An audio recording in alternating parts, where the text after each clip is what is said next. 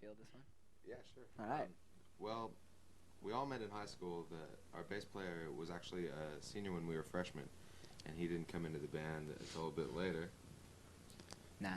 But yeah, we were just pretty much bored high school kids, and we just divvied up the instruments. Said, okay, I'm gonna play this, and you learn how to play drums. And well, he already knew how to sing, but and I can't play anything. yeah, and probably never will. Nope. And then took some time, and then Geoff, our bass player, came into the band, and that's how we stand now. 5 years later. 5 years later. And so it's been 5 years since you guys have.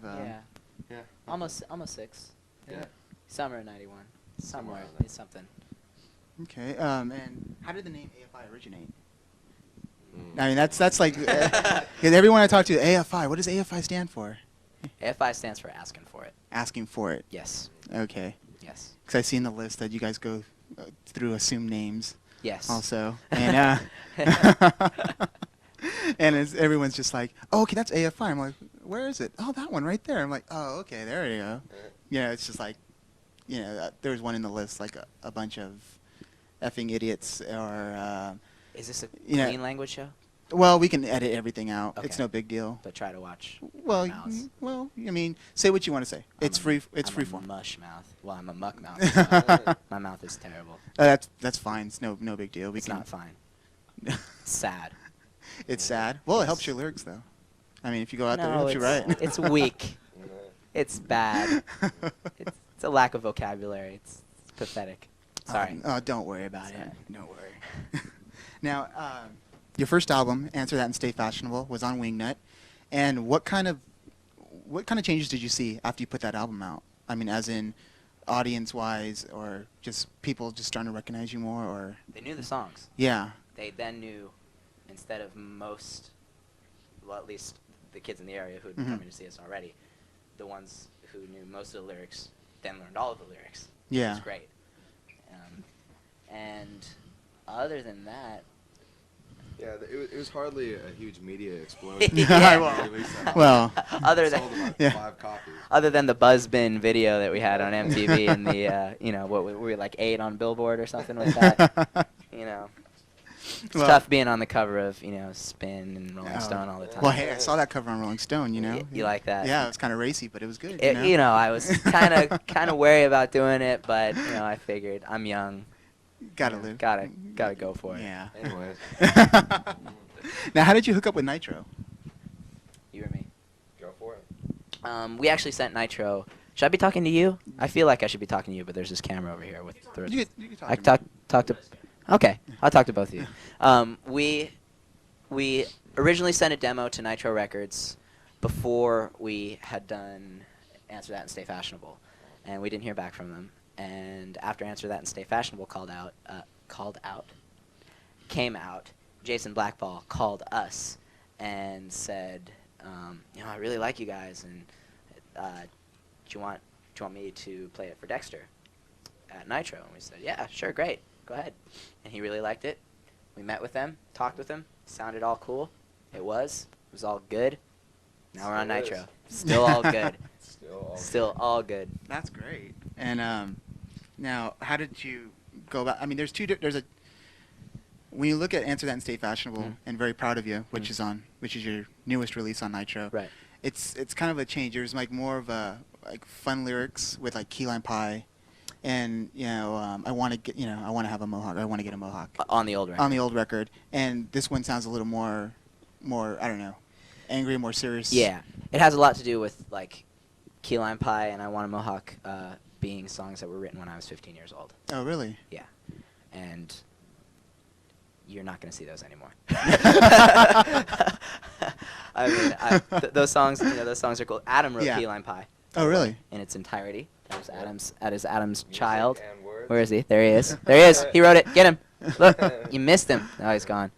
Yeah, he wrote Key Lime Pie in its entirety. But yeah, such songs like that. I mean, that when I wrote those when I was a lot younger, and I'm less interested in that type of lyric writing now. And any new stuff out of you guys coming soon? Not too soon. Nope.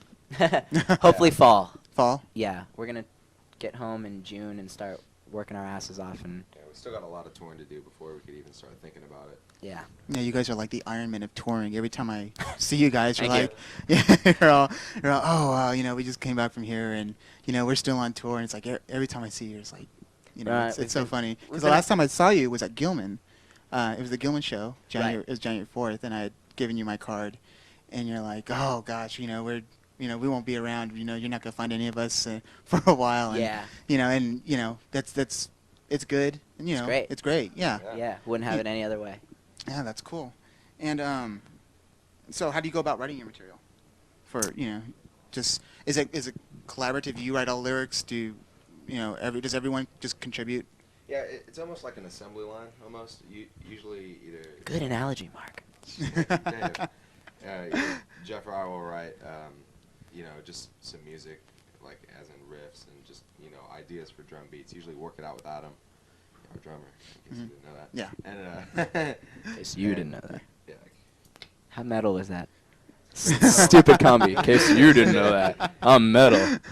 And, we'll get the music done, and then Dave will start writing words and melodies, and, we might change it a little to accommodate, a certain idea or whatever.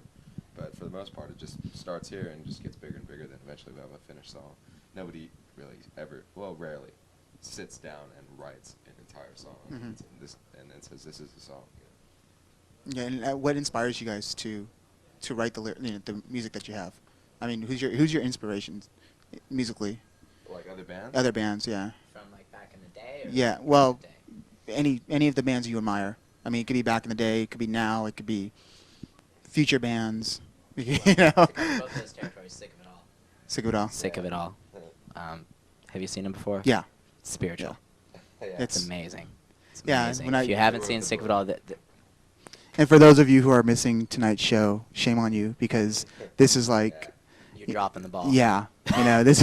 You really are. This is like probably one of the shows to go to if you're going to do any show. One show this year, this is the show to go to because AFI and Sick of It All.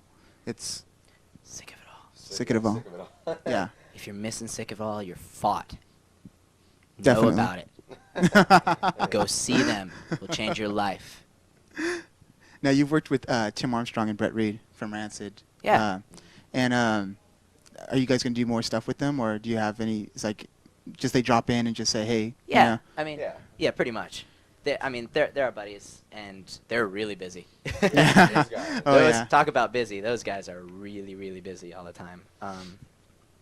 So who knows? Yeah, they may drop in sometime when we're in the studio and hang out. Nothing very formal. But Yeah, it was last time. It was very informal as well. Okay, great.